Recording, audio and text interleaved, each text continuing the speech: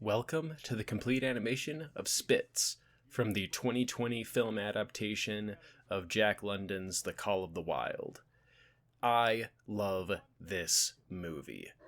This movie is so much what I want in movies. I want things that are serious but still playful. Like this movie, it wants you to just enjoy it. And at the same time, it is telling a pretty serious story with some pretty serious themes.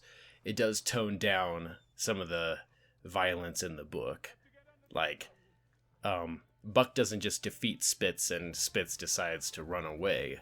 In the book, Buck kills Spitz. And Spitz kills other dogs too. But I haven't really read the book in years. I think the last time I read it, I was in high school or junior high. Like, it's been a while. And the thing I remember from me reading the book is that I really liked White Fang so much more than The Call of the Wild. But maybe I'll need to reread both books now and see what I think about them. I think that this adaptation of The Call of the Wild is a whole lot better than the 2018 adaptation of White Fang. That one was completely animated, had zero live action. And I enjoyed that one well enough, but just this movie is on a whole other level of quality. I really like this movie. And a bunch of people in their reviews, they said that the dogs looked uncanny. And I don't really see that. I think they look fine. It's like, it's obvious that they're animated. Like, these are totally CG animals.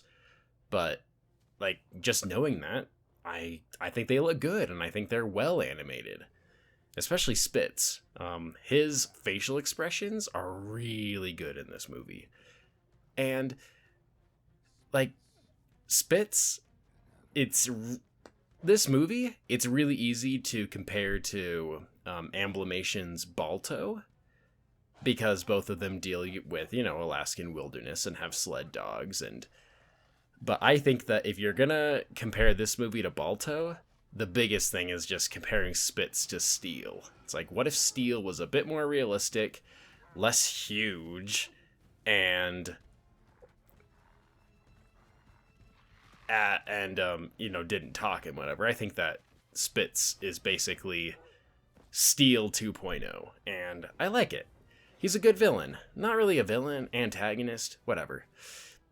I really like this scene here where they're fighting because just the framing of it all. It's just on a snowy hilltop with a bunch of fresh powder to mess up with, how much they're jostling each other.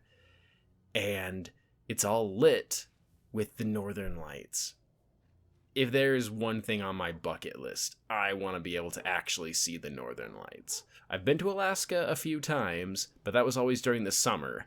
And if you know anything about Alaska, in the summer, the sun is up all the time. Like, the darkest it gets, it's still really light outside, and so you basically have to have curtains or whatever. So yeah, I want to see the northern lights one day, but even here in this movie, they do a really good job of just lighting this scene. I just really like this movie. I've seen this movie 2 times with the 4K copy that I have, but I still feel like I need to watch it again once I have a real good OLED display and a Blu-ray player that isn't a PS5 or an Xbox, because those don't really have Dolby Vision support. So when I get a new Blu-ray player and a new display, I'll watch this movie again. But as it is, this movie's amazing. Thanks for watching.